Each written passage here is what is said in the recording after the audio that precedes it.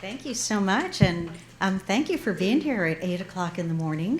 15 minutes ago, I was sitting in the back chatting with a couple of folks and said, well, if you're the only two people, come move up front and we'll have a nice little discussion. And so it's nice to see all of you. And I see that almost all of you are early childhood educators. How public school pre-K programs? Okay, how about Head Start? Private preschools? Any K to 6? Anybody work with those older kids? Okay, good enough. I am Dr. Ruth Kaminsky, currently of Acadience Learning, formerly of the University of Oregon. Prior to that, of the Capital Area Intermediate Unit, number 15, where I started my career as an early childhood special educator and speech-language clinician. And I have just great feelings and memories. That's, I've done. Well, I was just thinking in my brain, like, how long has that been? It's been over 40 years, but I look back on that as some of the best work I've done and set a foundation for everything else I've done. And prior to Capital Area Intermediate Unit, I am a proud graduate of the Penn State University. We are. And prior to that, I am a high school graduate, if there's anybody here, from Wyoming Valley West High School in Kingston, Pennsylvania. So there you go. That's my history. I am going to talk to you today about the PELI, and the inception of the PELI really, I think, does come from my work that I did here in the Capital Area Intermediate Unit.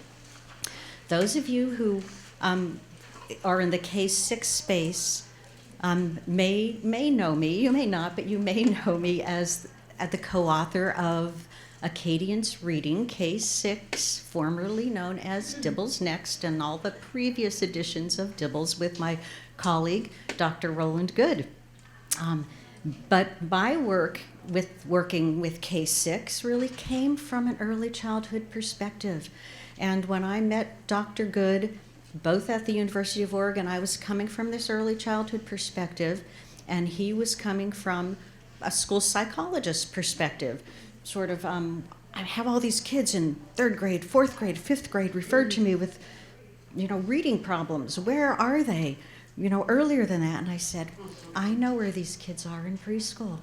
I have to tell you, I was an early childhood special educator, speech-language clinician. I was itinerant in Cumberland County for a number of years, driving around to kids' homes, to daycare centers, to Head Start. My final several years, I was in Perry County, so I was it. I was the early childhood special ed classroom teacher up there, and those kids fanned out to, I think, 3 different elementary schools up there in Perry County. I don't know if there's anybody here from Perry County. If that's correct, I can't remember. 2 of them are coming to mind right now. But I have to tell you, especially, I worked with, and because I was it for the county, I worked with kids with severe multiple disabilities, and kids, and kids with mild, moderate speech-language delays, and everything in between. In particular, those kids with mild, moderate speech-language delays.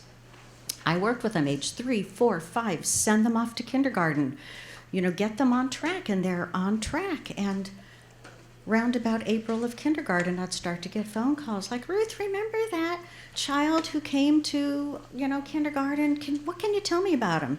Or what can you tell me about her? Or the school psychologist I worked with up there. Well, throughout the IU would come to me later and say, Ruth, guess who's just been referred for, reading disabilities? Guess who's just been referred for learning disabilities? It's the kind of thing Roland was seeing. And I started getting really annoyed. My last few years working for the IU, I had a wonderful boss. The director of the preschool program at the time was a man named Tom Miller. I don't know where he is these days. And he said to me, Ruth, why are you referring all these kids who look like they're on track to the transition team? And here was the thing. Dibbles, Acadience Reading, wasn't yet part of my repertoire. PELI wasn't. But here's what I knew. I said, Tom, because I want these kids to be followed up. I wanted somebody to be monitoring their progress and getting them on track, and not just getting them on track, but keeping them on track. So I am, and so as we developed Acadience Reading K-6, and my sort of interest in that was always that transition from pre-K to K and keeping kids on track. My heart has always been in pre-K, and so as we look to try to downward extend some of the ideas that we learned about assessment into pre-K, that was the inception of this tool that I'm going to talk about today. So, and I'm going to give you some context because you are here. I probably don't need to spend a whole lot of time on this, but I will provide the foundation because it's what I do. And I also think it's important, I listened to the opening keynote yesterday by Dr. McDaniels, and she talked about the importance of the science, right? And it's important to know the foundation, why it is we do what we do, so I'll spend a little bit of time talking about that, how we ended up here. But then I'll give you an overview of the tool itself. I will also apologize that I got here and realized I didn't tuck into my suitcase any samples of the materials. However, the session 99, the folks from Lehigh Valley Children's Center who are using the PELI, hopefully will have some of that with you, and you'll be able to see actually how they use it in practice, which I'm really excited that they're here to do that. But I'm here to give you the sort of developer-author perspective, the research basis for it. I'm also comfortable taking questions as we go, not holding them. So do feel free to ask questions, raise your hand if you have them as we go. So I'm going to talk about why focus, what are the important early literacy skills, and then why do we assess in preschool? They're preschoolers, for heaven's sakes. And then we'll get into that's a bit of the why. We'll get into the PELI, what we call the PELI. So probably not a surprise to you, and you're all here for this. We know that the skills that children enter kindergarten with put them on track to success or not. We know that children who walk in the door of kindergarten on track with intact language skills, and I'm not talking about already readers, but the foundational early skills benefit more from the instruction that they get in kindergarten than kids who have to come in and catch up, right? So the other thing we know is those general precursors for reading skills start way before children walk in the door of kindergarten and start what we call formal reading instruction. So a couple weeks ago, I was at the International Dyslexia Association conference in Columbus, Ohio, and I heard a presenter. Were you there too? There was a presenter there who talked about the beginnings of literacy and put up a picture of a one-year-old, I think, learning language, speaking. And I said, well, yeah, but I have a picture, and it goes back even before that. And this is an infant with a grandmother, face-to-face, social communication skills. That's really the beginning of literacy. It's the beginning of language. And although I'm going to talk about the preschool early literacy indicators, the PELI, I know there's a whole lot of things that early childhood teachers have to teach. I wrote those IEPs, and so I know all the domains, and that you're also doing social, super important, self-regulation, motor skills, right? Other cognitive skills, thinking skills, math precursors, you're doing all that stuff, right, in early childhood.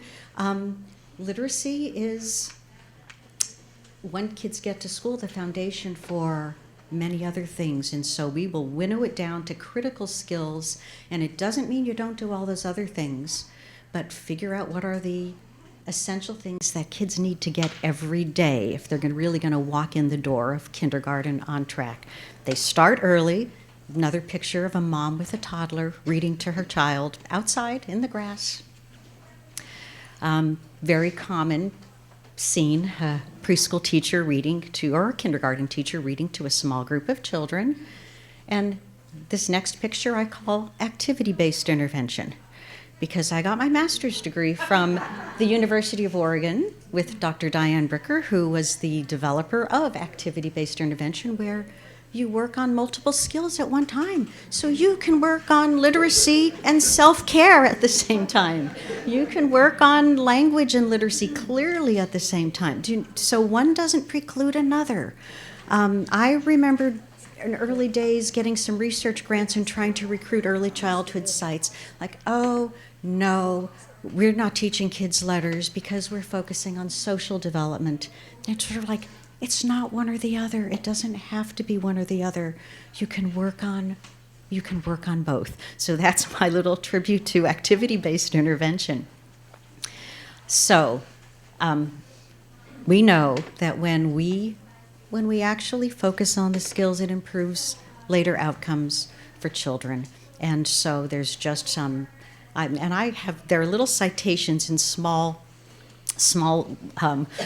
script, smaller text on each of these slides, and I will let you know how to get, if you want copies of these slides, how to get them. I don't have them ready right now, a handout. But children's attendance at a preschool with a strong literacy program is highly correlated with these things you see. We do special ed, retention, and it's especially impactful for the children who come in at risk. So, and when we talk about early childhood literacy, what are we talking about? Because we're not talking about getting kids reading in preschool. And it's really the knowledge, those skills, and attitudes, too, that are ultimately going to promote reading and writing development. Don't want to leave writing out. So key skills that come to us from the research: oral language, listening comprehension, so both sides, both what you can express, what you can understand, alphabet knowledge. So that's things like being able to recognize those letters, match the shapes, visually discriminate them, name them, and maybe at some point in time know what sounds to associate with those letters. But lots of alphabet knowledge is broad. Phonological awareness, so children being aware, starting to think of words. I mean, it's pretty abstract. It's an abstract concept.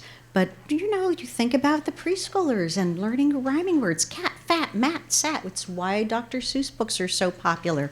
Kids like that, and that starts to help them to hear similarities and differences in these abstract things that are the words we speak. And then just overall print awareness.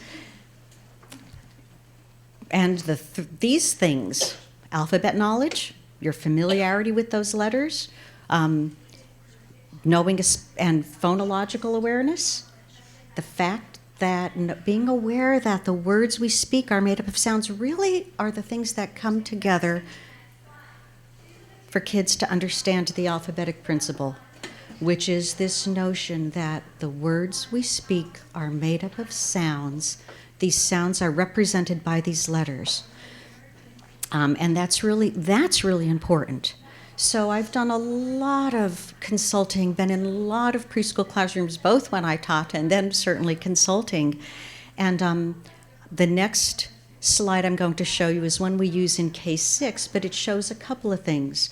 It shows both how early the path to literacy begins, but it also shows that they're interconnected. And one of the reasons I developed the PELI as an assessment tool was to put together these skills in a meaningful context. We don't teach phonological awareness just to teach it. And it is fun activities or letters just out there because they're letters. The meaningful context is reading. We need to know these things so that you can read. So here is the slide. And some of you may have seen this or something similar, but this is our vision of what we call essential early literacy and reading skills.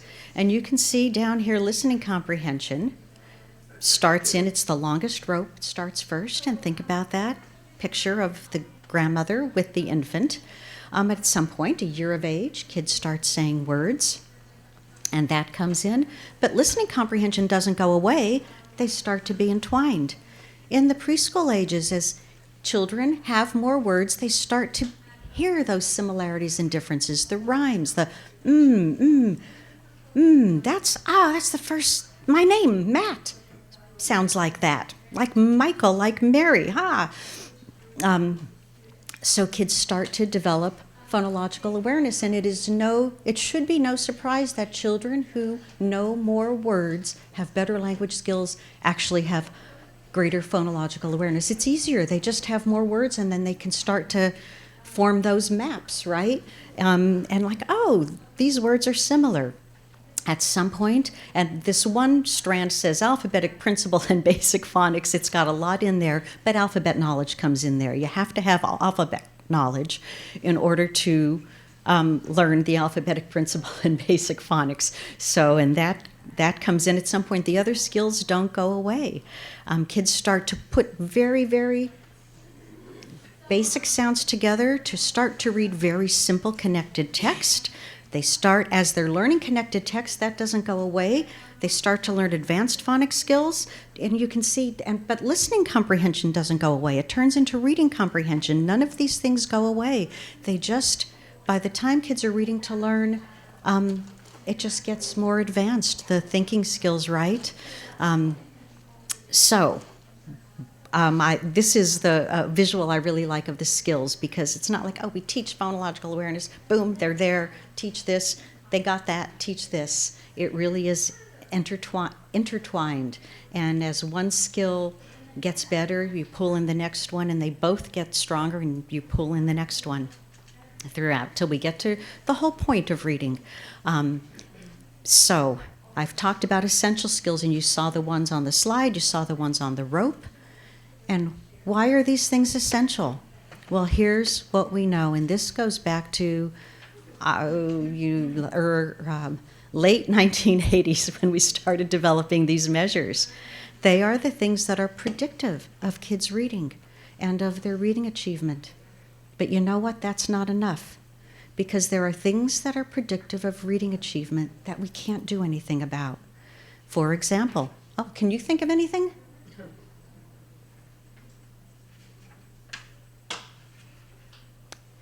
Educational level of mother is predictive of reading achievement. We can't do anything about that as early childhood teachers. So the things we list as essential skills are not just things that are predictive, they're things that we can do something about, something we can teach. And then it's got to be more than that, too, because you know what? There are things that are predictive and things we can teach, but when we teach, it doesn't change outcomes for kids. So there are also the things that there's enough research base that when we teach these things, outcomes for children change. So in preschool, those skills are vocabulary and oral language, the listening comprehension, alphabet knowledge, phonological awareness. Okay. On track. Yes. Okay, we get it, Ruth. You know, early literacy is important. It starts early. It starts at birth. We've got these kids at 3, 4, 5. Okay, great. We're going to teach it. So do we need to assess? I mean, we don't have a whole lot of time, right? And I get it. I know assessment can be a burden. Well, in my K-6 work, if there's one slide I show for why assess these skills, this is the one I show. Now, you don't have to, oh my gosh, data. This shows grades across the bottom, first grade to 6th grade. I know you're early childhood educators, so just bear with me. First grade to 6th. And along the side is number of words per minute on a measurement for school-age kids that's oral reading fluency. And what we know from 50 years of research is that simple measure, having kids read and counting the number of words correct per minute, it's pretty quick, doesn't take long, is highly reliable, highly valid, highly predictive of reading large, including reading comprehension. It is a simple 1-minute measure. Works really well. Is it perfect? No, but it's a really, really good indicator. So that's what that is. And then the red line are the kids who are in the bottom 10% of kids in this school. The green line represents the average of the middle kids, your most average kids. And what do you see? First grade to sixth.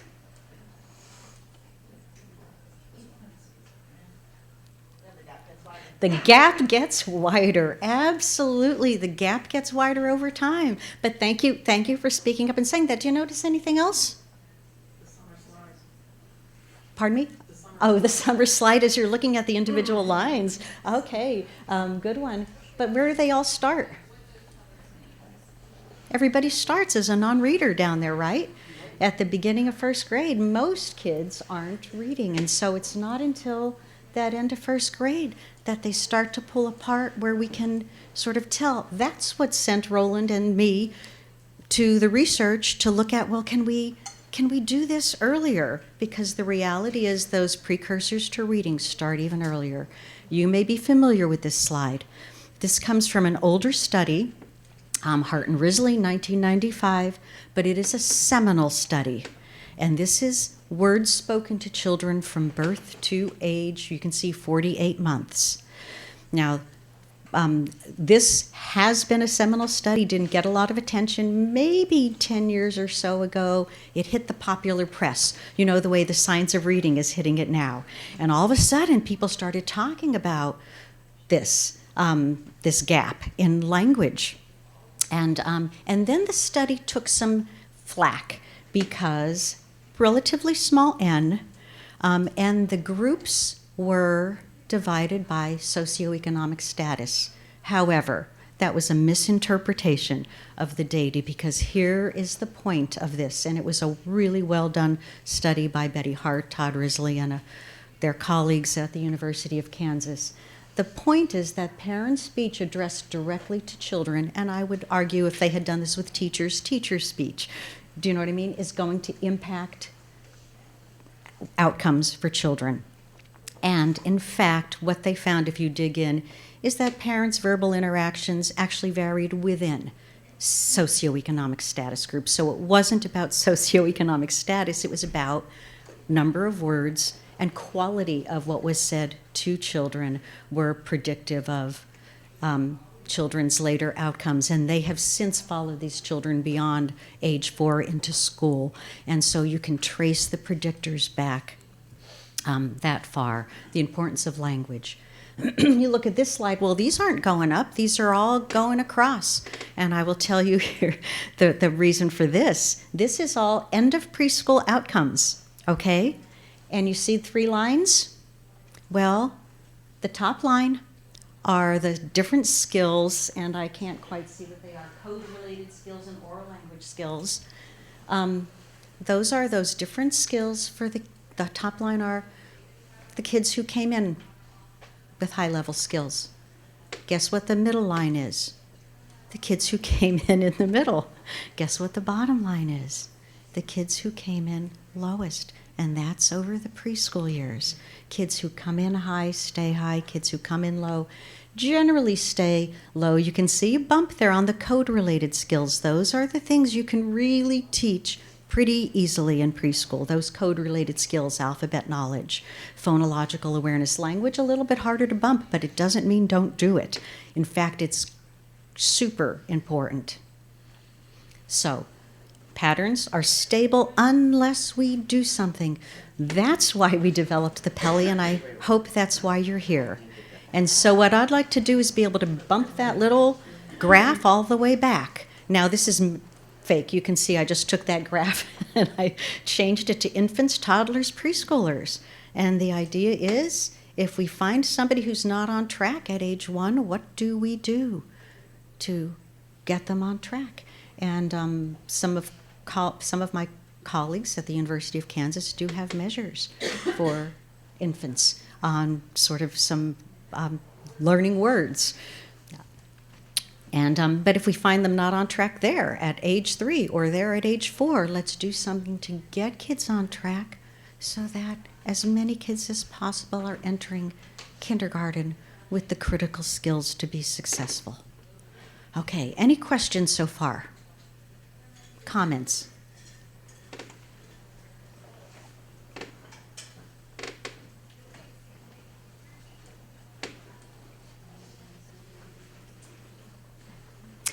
I actually, this morning as I was sitting here, the two folks in the back saw somebody came in to talk with me, and it was Dr. Mark Shin, who was the director of the school psych program when I was a student. And I am actually now channeling Mark, having just seen him. He actually taught me to not say, "Do you have questions?" He taught me, "So Mark, I'm doing this now. What questions do you have? What comments do you have?" And then wait long enough.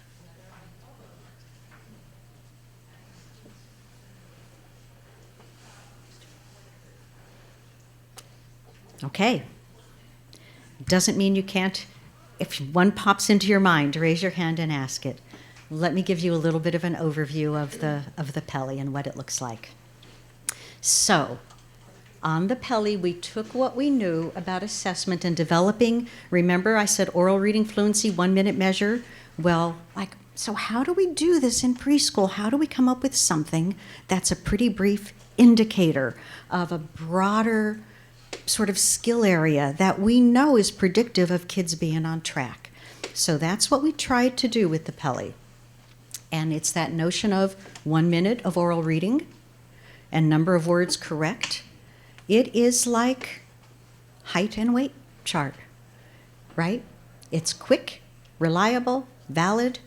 Every time you take your kids to the pediatrician or you go to the doctor, I was just there, get on the scale. Can I take my coat off? Can I take my shoes off? Let me take any extra weight, take my scarf off. Okay, I'll stand on the scale. But it doesn't tell you everything you need to know about somebody's physical development, but it is a quick, reliable, valid indicator, isn't it? That the doctor's going to use. The same thing is true of temperature. You go in, and every time I'm in, even just for a well check, take temperature of your kids when you take them. And no matter what they go in for, they're going to take their temperature. And again, doesn't necessarily tell you what to do, but it's an indicator of something's on track or something's not on track, right? And that was what we tried to do with the PELI. So I'll tell you how we did that. So alphabet knowledge. I mentioned it's visually recognizing these letters, being able to match them, recognizing them if I say, show me the A, knowing the letter names, being able to tell me the letter names, knowing the letter sounds. All of these things go into alphabet knowledge. PELI doesn't assess all of those. There are assessments that'll run through all those different skills. It's designed to be an indicator, and it's predictive of kids being on track. So if kids don't do this, it means teach alphabet skills broadly, but this is our indicator, and our indicator is kids telling us the letter names on the PELI. That's the indicator. It doesn't mean all those other things aren't alphabet knowledge. You teach them all. This is the thing we assess to know if kids are on track. For vocabulary and oral language, whoa, I'm a former speech language clinician. Yes? Are the letters uppercase or lowercase or mixed? I'll show you. Okay. Thanks for asking that, though, and I'll show you that.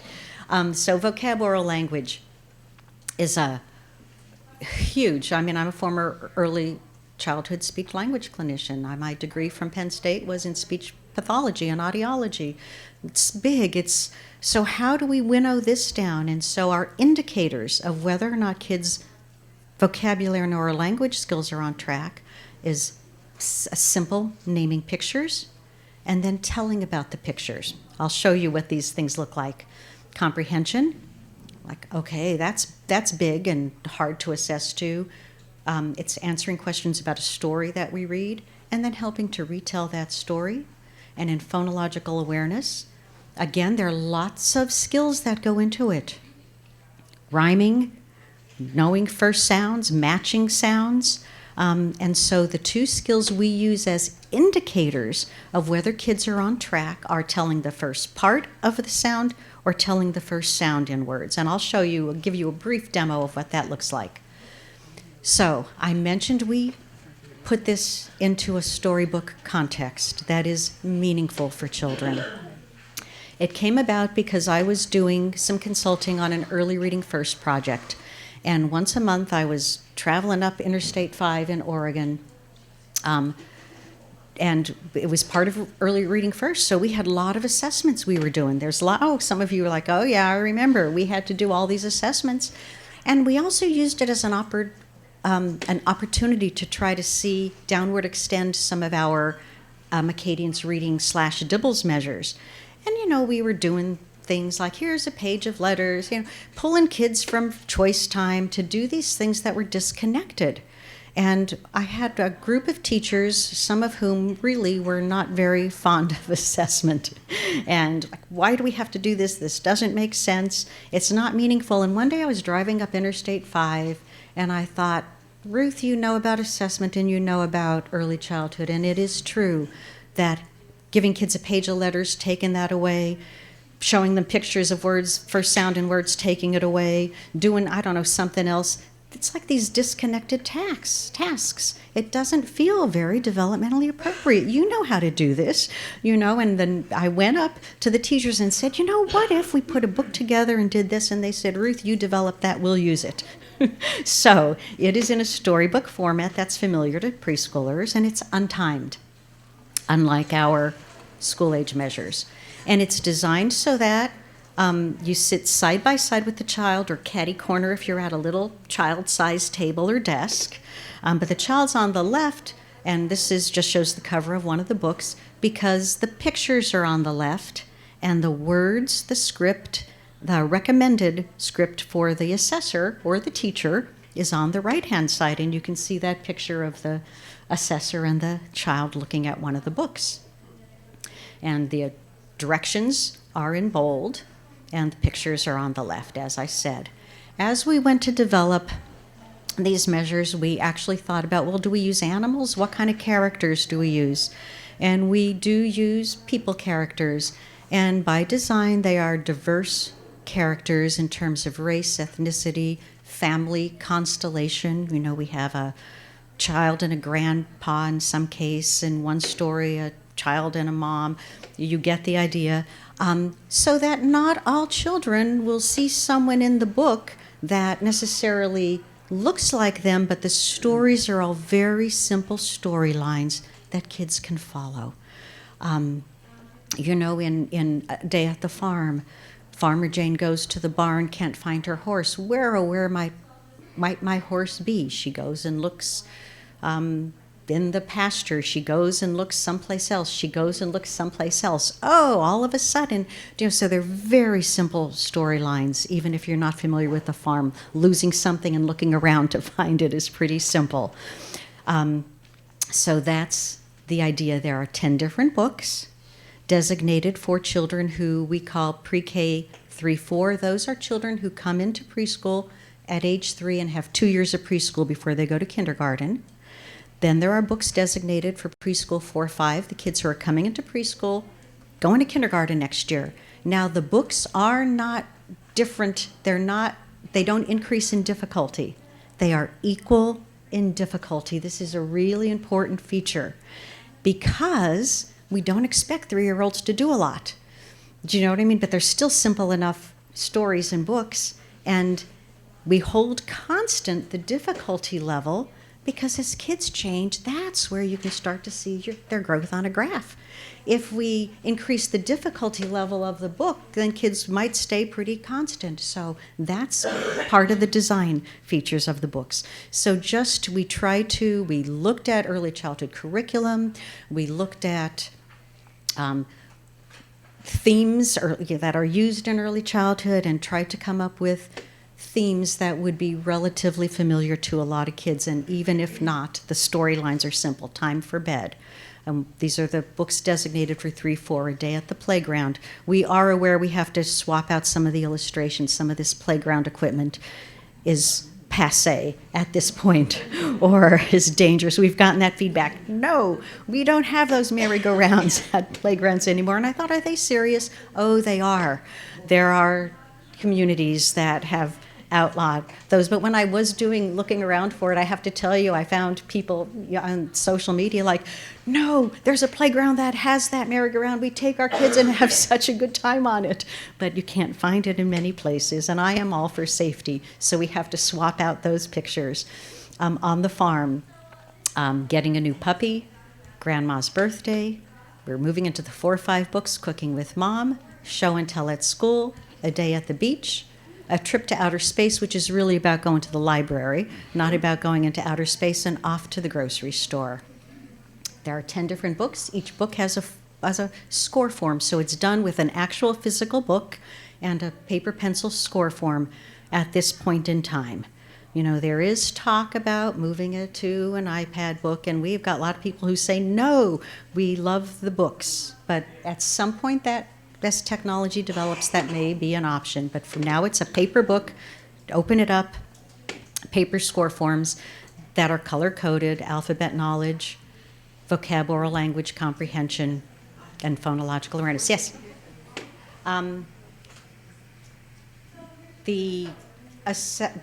I don't actually have this in here. The assessment is published by Voyager Sopris Learning, and I will try to pull their website up and give it to you. It's probably, I don't know. They've recently changed their website, but that's who publishes it. You can also send, I've got at the very end, info at Acadience Learning. I know that's hard to, but I've got it on my final slide. And you can send an email to info, and our customer support team will send that to you, where to get the tool if you want it. A spot for writing what kids say, a spot for making notes. So, actually, I'm going to do a little time check. Before I jump to what this looks like, I just want to say I heard the opening keynote about paying attention to the science, and so I thought, Ruth, put in some of the data slides. I'm not going to spend time on this because I've got 10 of them, but I want you to know that this tool was in development for 10 years. So it's not just somebody standing up here saying, this is cute, it's got face validity, it's in a storybook.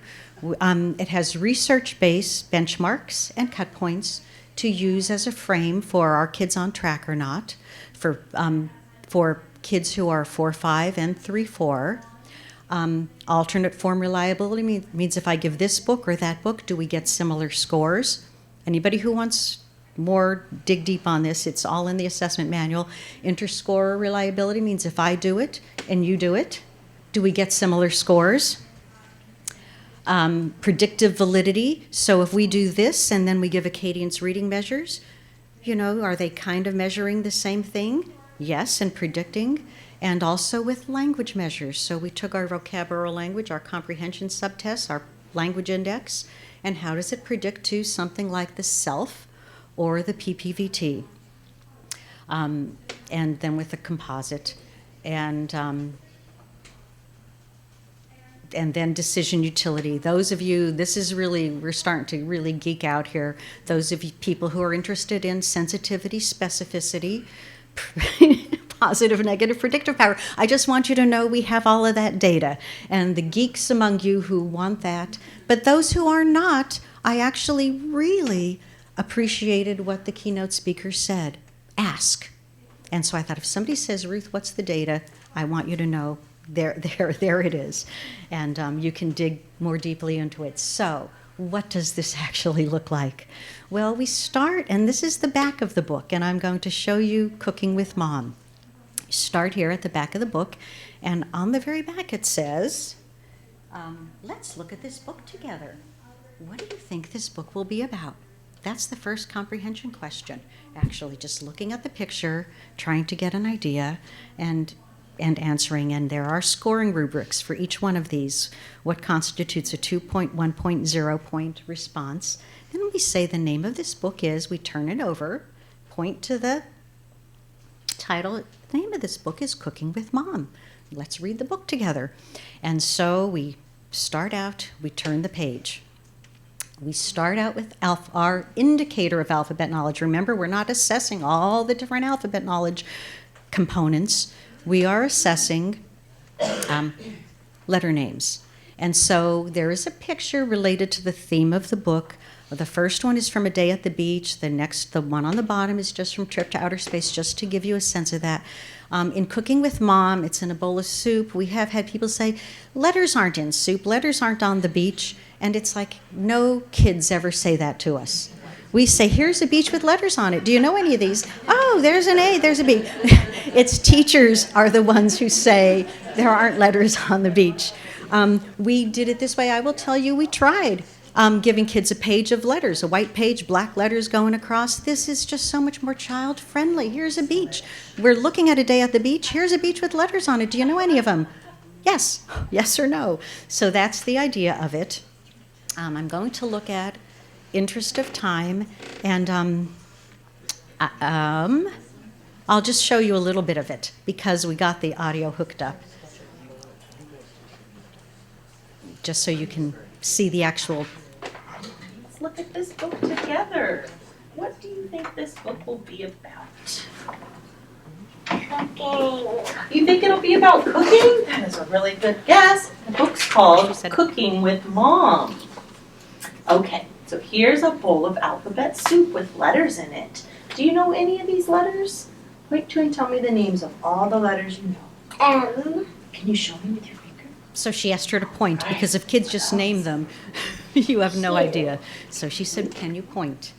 Way to go. Yeah, what other letters? V. Else? C. Okay. E. P. Way to go. That one. B. Awesome. S. So I won't show the whole thing, but I will let you know you saw the child hesitated for, I don't know, about 3 seconds, and Rose is the assessor. Rose then starts pointing, and we have a sequence because there are kids who say, "That's it." And so we have a sequence of starting with first letter of the first name. Well, do you know this one? And sometimes kids will say, "Oh yeah, that's M, Mark."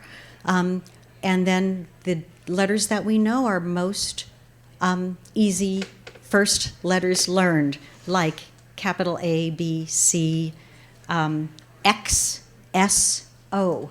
And we have a particular sequence, and so we will, if she hasn't already named them, we'll point to them in that particular order, because the idea is not to trip kids up or do something they can't do. It's really to really see what they can do and what they know. And then we will prompt letters going from the easiest letters to the most difficult. And then when kids miss 3 consecutive letters, even if we're prompting, then we'll leave alphabet knowledge. And I saw a hand. Yes, 2 hands.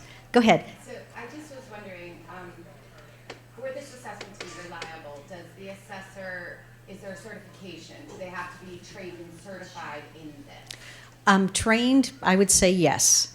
Obviously. Yes, but so not certified. not certified, no. So if I was to order this for my teachers, I could support them. And you can go to acadiancelearning.org, and our info people, our professional learning team, will help you figure out how to get training. We have both. I know the new term is asynchronous. We have both asynchronous training, online training, and we also do in-person trainings and live online as well. So I think those are the current 3 options. Did you have a comment? There was another hand in. Yes. It didn't look like she was making notes. If a kid gets it wrong, do you correct them and tell them what they learned? No, not on this assessment. You just, so the question was, if the child makes a mistake, do you correct them? And no, we don't. We just mark it. So this is not a teaching tool. It really is, an assessment to see what they can do. So we don't do that on the assessment. So you have to take off your teacher cap and put on your assessor cap. And think, okay, that's not the point. And part of that is that all kids, we have research-based benchmarks. I said that really quickly, and all kids get that same opportunity. And if you do it in a different way, we're giving kids not the same opportunity, and then the benchmarks become like irrelevant. So that's part of the standardized procedures, is to do it that way. But thanks for asking. And we cover all that kind of stuff in the training. So I'm just really giving you an overview here.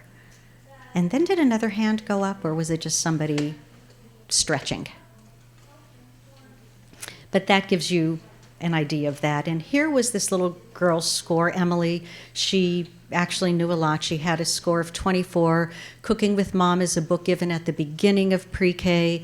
So According to the benchmark, she's well above the benchmark at the beginning of pre-K, because I think the benchmark is like knowing 4 letters or 6.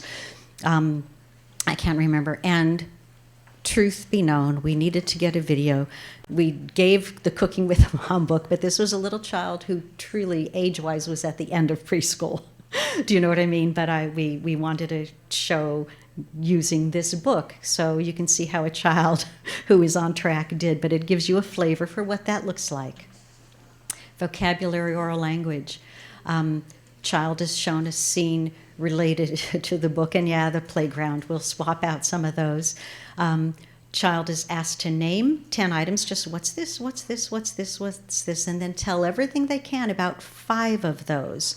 The score is simply the number of words they correctly name, and then we use a quality of response for that tell about. Arguably, maybe not arguably, the most difficult measure to learn to score, but I'll tell you what, we get lots of folks reliable, and we have heard lots of feedback from early childhood special ed programs. The director said, you know, my early childhood special ed teachers who have master's degrees never learned a lot about literacy in their training programs, and this is helping them to know what to focus on, what to teach. And we have this sites, Head Start, we have sites, First Nation schools in Canada, and then they have said, and most of the teachers are not first language English speakers, and it's helping those teachers also learn how to promote English language skills simply by virtue of this quality of response rating. Kids say, they don't say anything, or it's like totally unrelated. They say a single word, they say a phrase, they say a 3-element sentence. You know, they do a 3-element sentence and add something to it, or what we call a complex sentence. It's don't want to freak you out. People learn to do this and really like it once they do. And another time check. Let me show you a bit of the vocabulary oral language. And this is a different child. She happens to be a dual language learner, English and Spanish. So in the home, she has 2 languages spoken. One parent speaks English, one speaks Spanish, and they both speak in those languages. And she is a 3-year-old. Now look, here are some pictures of things you might see in a kitchen. I will point to a picture and you tell me its name. So what is this? Soup. And can you think of another word for it? And so that's one of our prompts. Poo. She Yeah, quoted to great the job, spoon. spoon. She said soup. Let's Can you see. think of another word? Poon. This one is? Cup. Awesome. How about that? Plate. Way to go. What's that over here? Apple. Oh, can you think of another word for it? Yes. What else would you call that? Apple. Okay. It's a pear. And what is this right here? So she probably circled it to show I'm that the cooking child gave my a related word. Oh, can you think of another word for it? You need to make cookies. Okay. To make cookies. And what is this? You need to make lunch. Can you think of something else to call it?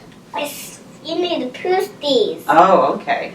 So she knows what And- you do with it, and she can express that, but not the You need name to of the cook thing. in the plate. Okay. And what are these called? Doors. Oh, can you think of another word for that? Yes. What's another word? What else could you call that? Doors. Okay. And this, what is that right there? Orange. You need to make orange. Oh, all right. And let's see, what is that? You need to make lunch for the popcorns. Okay. You need to make lunch So with the now, popcorns. It's a I hard want you to one. tell me It's everything you can cauliflower. about some words. My turn first. I will tell you everything I can about a spoon. A spoon is something you use to eat, and it's made out of metal. Now it's your turn. Tell me everything you can about a cup. Here, first, I want you to tell me everything you can about a cup. Spoon. What are you going to do with a cup? And that's also a standard Drink prompt. it. You use. Yeah, What do you do good with it? job. Drink it. You drink it. And this is a spatula. tell me everything you can about a spatula. Like that. Like that? Yes. So what is it for? For making cookies. Oh, okay, For for making making cookies. cookies. And let's see, what, can you tell me everything you can about a toaster? A toaster for you can make these. Oh, it's for making those. Okay. And these are cabinets. Tell me everything you can about a cabinet. Doors. Oh, doors. All right, I'm just writing down everything you're saying to me. And this is cauliflower. Tell me everything you can about cauliflower. Okay. So, what do you do with cauliflower? Eat it. Oh, you eat it. Awesome. All right, great job telling me about all those pictures. So it goes pretty fast. It gives you a sense of language skills. And it is not uncommon for kids who are English learners to not know names of things but know what you do with them. And when I think about the classrooms I've been in, and sometimes we'll point to a chair and say, "What is this?" And kids will say, "Sit." Because teachers often say, "Sit down." They associate it with sit. Everybody sit down, but they don't often say, teach kids, this is a chair, sit on the chair. So very basic vocabulary. So we see that a lot, and we see that with this little girl. Here are her scores. You can see the if they're circled, they're words she named correctly. If they're underlined, she said something related, so it gives us a sense that, now we're not going to count that in the score, but it gives us a sense that she actually is saying something. She knows about these words. You can see what she actually said, and then her scores on that tell about and how that came to be. And her total score is a 13, which is just at the cut point for risk for 5-year-old kindergarten at the beginning of pre-K, and remember, she's a 3-year-old. So we probably did these in the spring, just like the other child. Do you know what I mean? So to give a sense. So she's probably pretty close to on track, maybe a little low, but again, she is an English learner, but she's clearly got some language skills. Yes? Words like cover.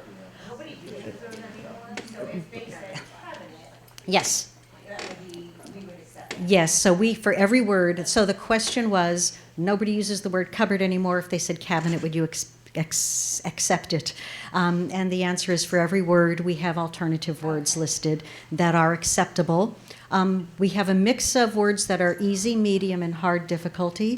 And also the pictures. You know, we had to come up with words that were picturable, that fit in with the theme. So, but if everybody knew them, they're not included. So we have words that a lot of kids knew.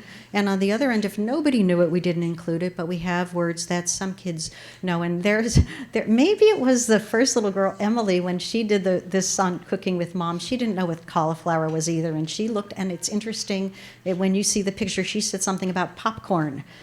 And didn't get it. But then when we said, this is cauliflower, tell me everything you can about cauliflower, here's a good example of her language skills. She paused and she said, cauliflower looks a lot like popcorn. So that was a score of a 3 or 4. And it's like, okay, good for you. You've got decent language skills to know enough to do that. For the comprehension, we read a story, and we pause and we ask questions during the story and after the story. Before, remember what do you think this book will be about? Then we do a shared retell where we, if you were reading, it would be a maze where kids have to fill in the word, but we use what's like an oral close procedure.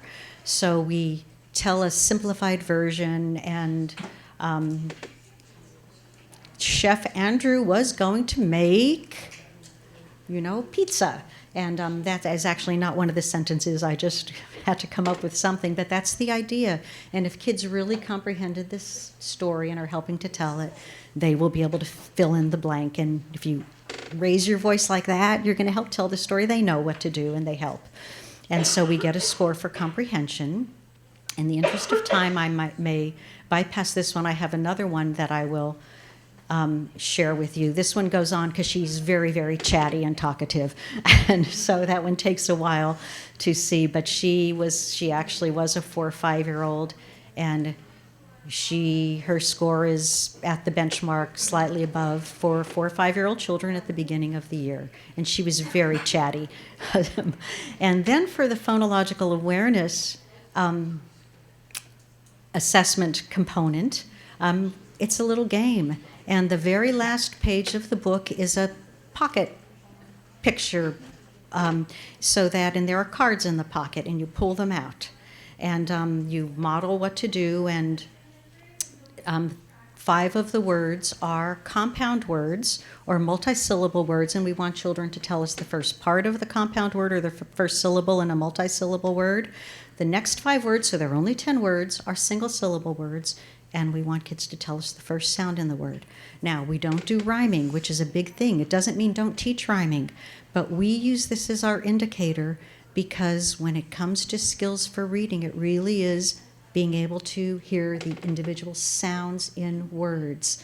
That is most related to reading outcomes. So as kids are going from age 3 to 4 to kindergarten readiness, that's where we're heading them to. We want them to be able to hear those first sounds in words. And you can see doorknob is one of the compound words. And no matter what kids say, we hand them the picture, they put it in the pocket. And if kids, the assessment takes 10-ish to 15 minutes per child to do, depending upon the child, how much they talk, how much they don't say, whether you discontinue. But I have to tell you, if they're starting to lose some attention, this is so simple, but they are just like, they're just right there, and give them the picture and they put it in the pocket. And top is a single syllable word. We say what the word is, first sound goes in the pocket. I think I'm going to bypass this also because I'll show you a video of the whole thing. And because she also got it, the thing I also want to share, so those are the books, 5 books for 4, 5s, 3, 4-year-olds. We also have a series of what we call quick check materials, quick checks. And we have quick checks for the area of alphabet knowledge, phonological awareness, and vocabulary oral language. We don't have a quick check for comprehension. It's really hard to do something quick for comprehension. We haven't figured that one out yet. If there are any SLPs out here who have some ideas for us, let us know. But we have little scoring booklets. Now, when we started doing our work 35 years ago or so, it was all paper pencil. So we do still have these scoring booklets. Some people still really like them because there's a little graph on the front of the book, and you can actually, you do a quick check or you do your assessment. This is in the child's little folder, part of the assessment. You might have authentic assessment, you might have pictures, you might have invented spelling words they're doing, whatever in that folder. You might have this little booklet and showing each time you do the quick check or the assessment and the little graph of how they're doing. And so the quick checks are done the same way. We do that subtest in the PELI book. We just don't have all these words in a scene that's a theme, but you get the idea. The question about are they upper or lowercase letters, I didn't answer it when we talked about alphabet knowledge, but maybe you saw it's a mix.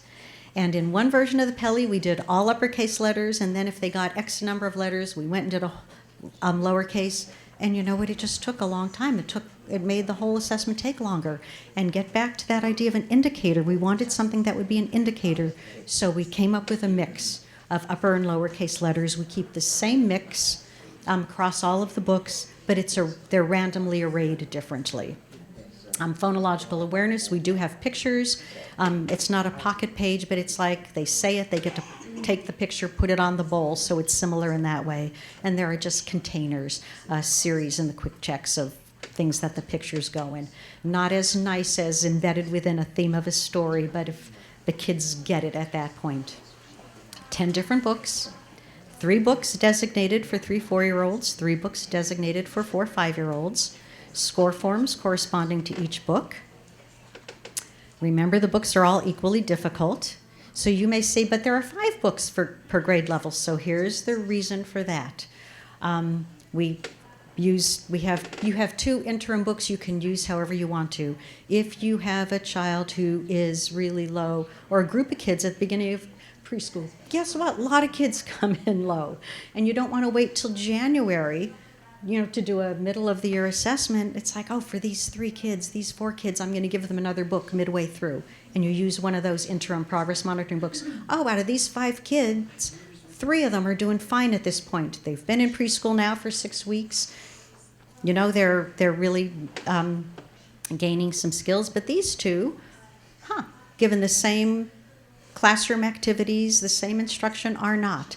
And so it helps you to tailor what you're doing. Benchmark books, all children 3 times a year, beginning, middle, and end. Those interim books in between, if you want to use them, if you have a child for whom you want to do that. Quick checks even in between that. And we've done them in our research, and if you only do one, like you've got kids in a little language or a language group, like every other week, you can do a child and do a little quick check and see how they're doing. And I will show a model of what that might look like in the next session that's going to be coming up.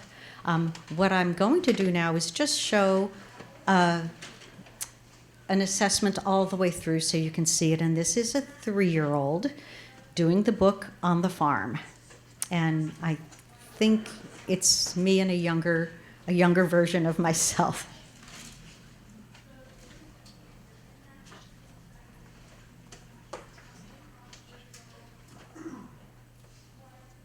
Let's look at this book together. What do you think this book will be about? Farm. About a farm. The name of this book is On the Farm. Let's see. Here is a barn with letters in it. Do you know any of these letters?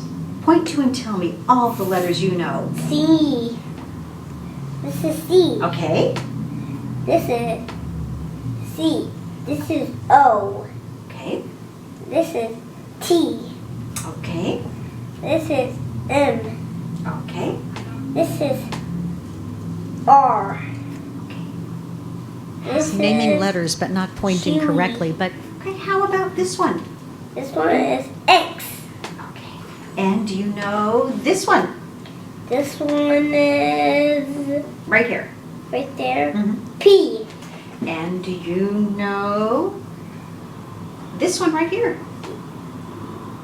O. Okay. And how about this one right here? This one is T. And This one. what's that? That one is R. This is. Try it. What's this one? What do you think it is? It's O. And what's that one? C. Now you know a lot of letters, Ben. Let's turn the next page, okay? And see what's on it. Here is a farm. I'm going to point to some things on the farm, and you tell me what it is. Ready? What is this? This is a cow. Okay. What is this right up here? Sunshine. Okay, and what's this right in here? This is an owl. And what's this? A tractor. What is this right here? This is. I don't know. What is it? Okay, what's this thing here? This is a big farm. Okay. And what's this right here? This is fence. Okay, and what is this right here? This is a wheelbarrow. Okay, and this, do you know what this is? A blows. Uh-huh. And how about this? What's this right down here? This is water. Okay, can you think of something else to call it? I call it flower water. Flower water. It's okay. a hard word. It's Now, puddle. I want you to tell me everything you can about some of these words. My turn first. I will tell you everything I can about an owl. An owl is a kind of bird that flies around at night, and it says, "Hoo." Now it's your turn. Tell me everything you can about a cow. A cow says moo moo. A cow says moo moo. this is a barn. Then tell me everything you can about a barn. A barn say we're gonna have a farm. Barn. Okay? Then tell me everything you can about a tractor. A tractor say hey, and move the lawn. Aha. And tell me everything you can about a wheelbarrow. A wheelbarrow picks some woodchucks. Okay. And this is a puddle.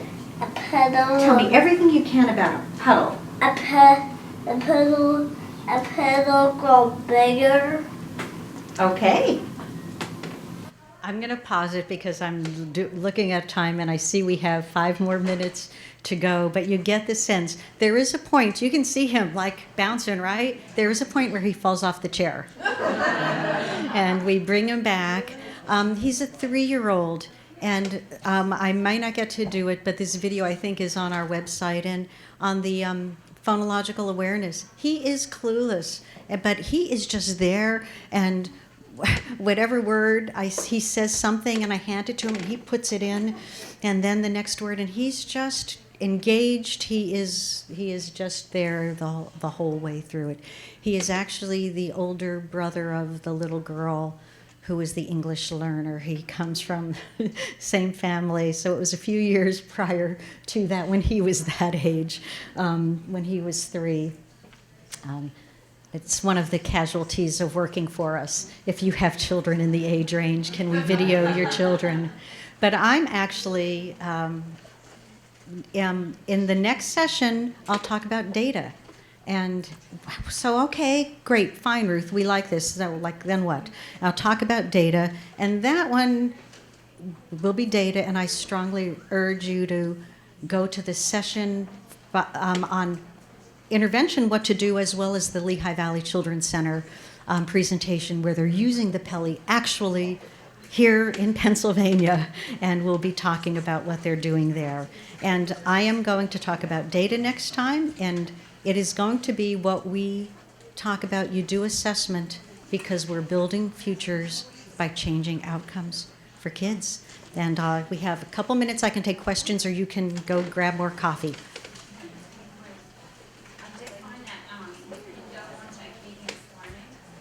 Click into the reading, and then you can find the pen there, or you can go where you So you can go onto acadiancelearning.org. You can click on assessments, reading, get the PELI there, and there will also be the link to Voyager Sopris Learning. Thank you so much, Sherry.